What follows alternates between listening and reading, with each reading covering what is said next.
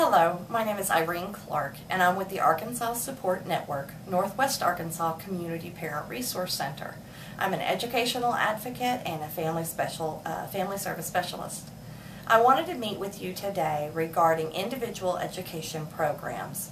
This is the time of year, it's springtime, and that typically means annual review time for your child's IEP. So here's just a few rules and regulations to keep in mind. The update happens at least once a year. A separate programming conference, which is a meeting regarding the IEP, can happen multiple times in the year depending on what the team feels is appropriate for the child or if changes should be made.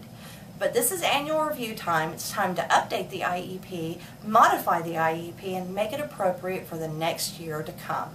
That IEP, as soon as it's done and all the signatures are on it, that's when it begins. The new changes begin then. I want to remind you regarding an IEP team. There are two sides to this team. There's the school side and then there's the family side. Oftentimes parents become very overwhelmed when they have many people from the school and only themselves or maybe a spouse or a friend in attendance with them. Keep in mind that the team is actually all of one. Everybody has to come to an agreement, and there are two voices to be heard. There's the family side and the school side. It doesn't matter how many they have with them or how many you have with you. Always remember that it's great to bring someone along with to the IEP with you, whether it's your spouse or a grandparent, a friend, a pastor, someone that's important and knows your child and can be there for you to support you. I want you to remember that there's a 7-day notice before most all IEP meetings.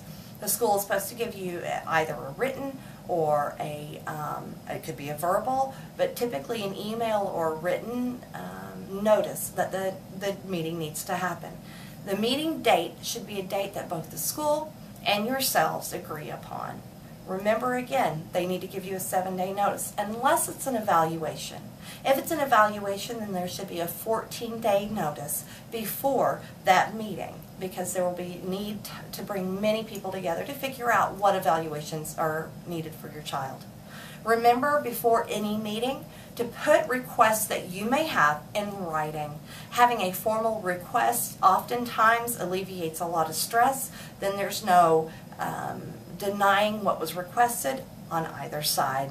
So always give your requests in advance of the meeting in writing so they know where you're headed and what it is that you're requesting that your child have as part of their education.